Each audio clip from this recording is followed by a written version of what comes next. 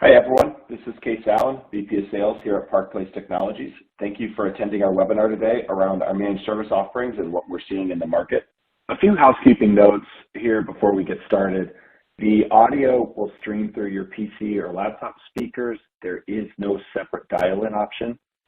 If you have any questions during the presentation, please enter them into the Q&A widget. We'll either try to answer those during the presentation or we'll follow up with you after.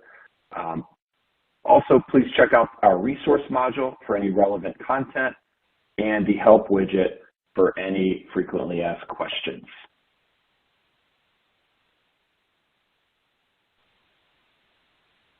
Now, joining me today are two absolute leaders within our business, within our Enterprise Operations Center, in Jordan McPherson, our Director of Product Operations, and Adam Barlow, our Director of Managed Services for EMEA and APAC. Now, ParkPlace, we are a data center and networking optimization firm. We offer a full suite of solutions and services to cover the IT asset or infrastructure lifecycle from hardware acquisition, technology acquisition, and that would come from our Curvature line of business, to hardware maintenance, which is post-warranty data center hardware maintenance after the original vendor warranty expires or ends. Ongoing IT managed services, infrastructure managed services, which we'll talk about today. Professional services that cover the spectrum of project work, like ITAD services, installations, moves, data migrations, wireless surveys, and a number of other solutions there. And last but certainly not least, our Intuity software product, which is a network monitoring and management solution, and that underpins our managed service offering. Now, Jordan, why should businesses and IT operations groups consider ParkPlace? Thanks for that, Case. Yeah, definitely always a question of, why you should listen to us, right? And I think our answer, it really comes back to, where we came from, right? It starts there anyways. ParkPlace grew up as a pure play TPM, and that gave us a lot of talent and things to build on. Things like a strong supply chain and a 24/7 support center. But from a managed service perspective, one of the really interesting pieces is, our team of field engineers that exists around the globe.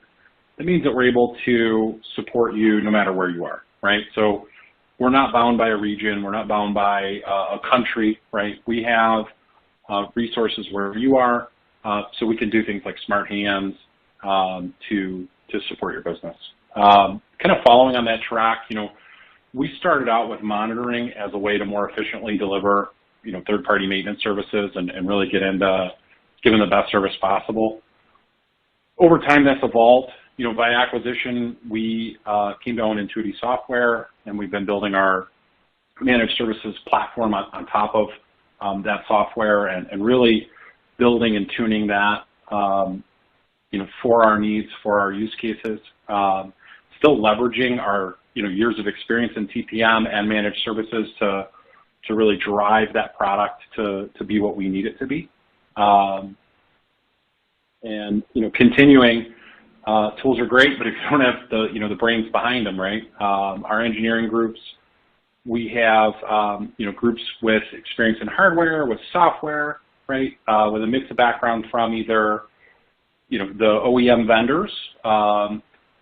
We've got a ton of engineers there, but we've also got a lot of engineers that have worked in corporate IT, that have worked in managed services. So when we're talking about doing a maintenance window, or we're talking about, responding to an incident at 2 a.m., it's not theoretical for these guys, right? They've done it before, and so they're familiar with the challenges that the business has and how to solve them in the most efficient way.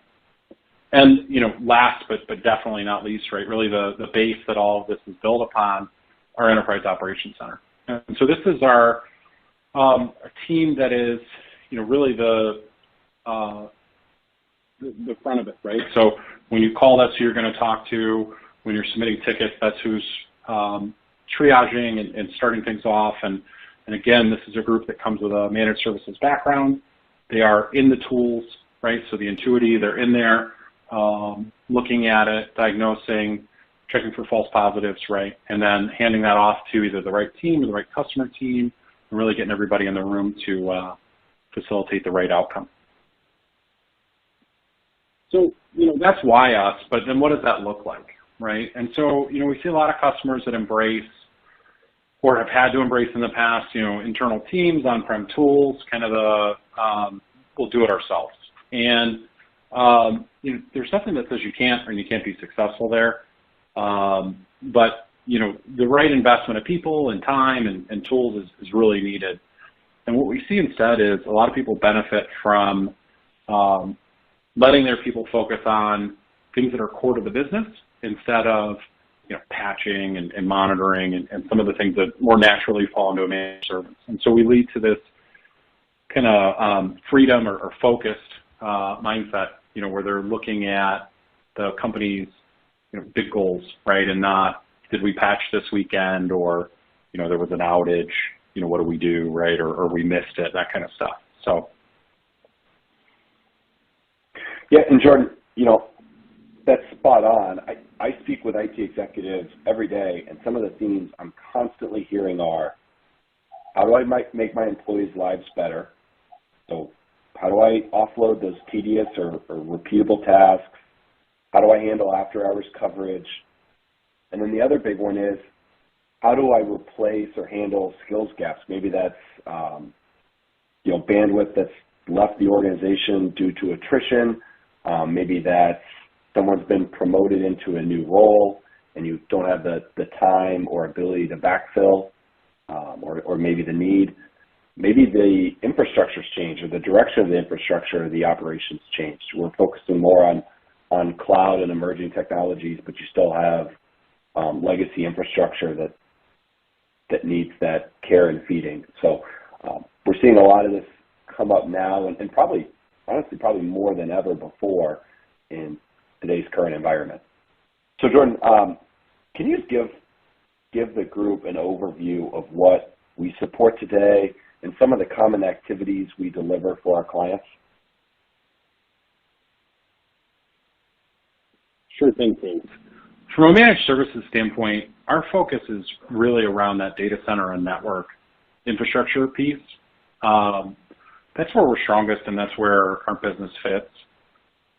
What that looks like in practice is obviously your network, standard kind of vendor space is Cisco's and the HPs and the Arubas of the world.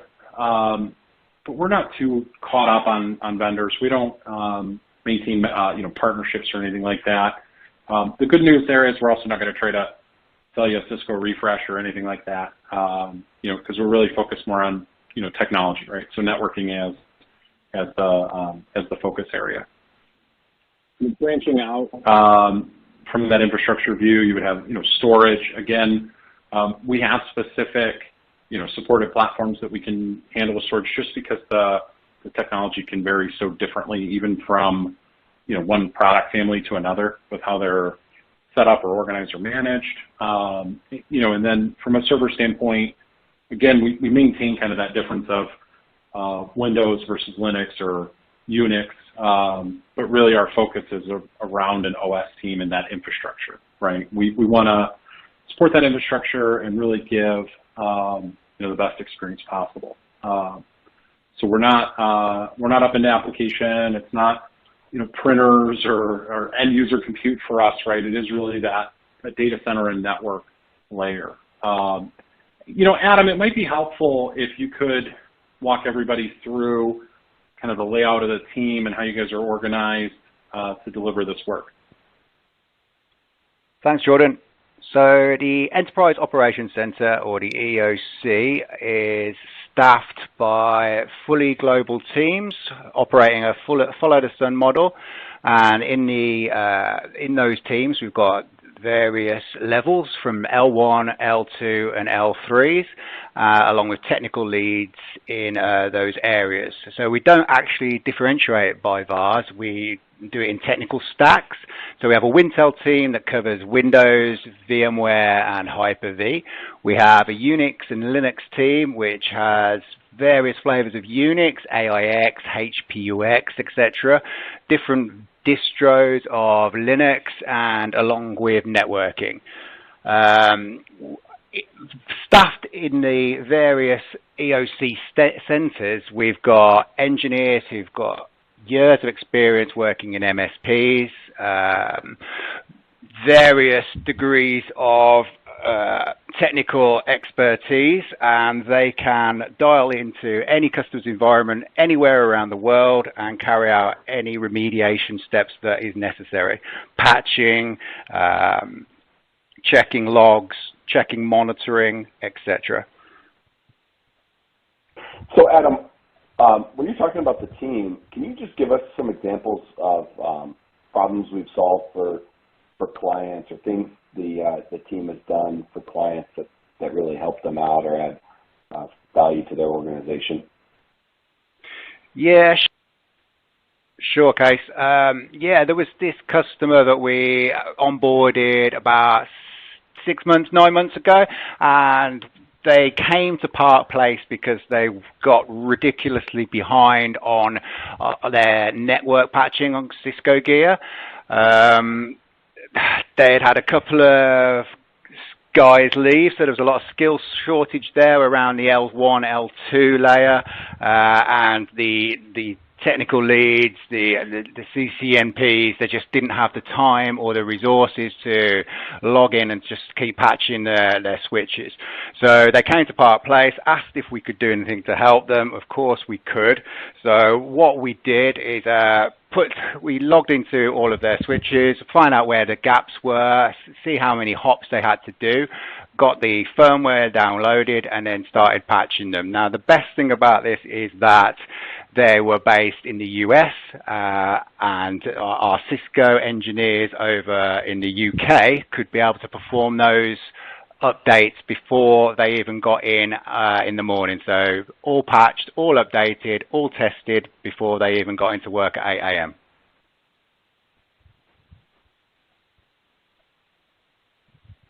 Hey, and just echoing back on this idea of onboarding and finding issues, you know, I can think of a couple of different implementations where during the process of kind of onboarding, where we've been bringing somebody in for either monitoring or advanced services, where we have found issues that were, you know, problems that existed in the environment for, you know, weeks or months, but because of that skill gap or, you know, kind of the wrong resources looking at it or just not having the time, it just kind of sits in the environment.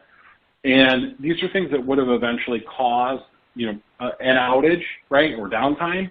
But because we found them during the onboarding process, during the monitoring deployment, we were able to control that maintenance or that downtime, right, so that it was less impactful to the customer's environment, to their business, and really kind of, you know, get things tuned up, but also, you know, avoid that, you know, Monday morning surprise of, you know, the environment's down and nobody knew, right, kind of use case. So,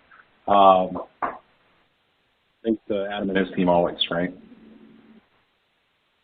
Nobody wants to roll in on Monday with a Starbucks and a problem on their hands. So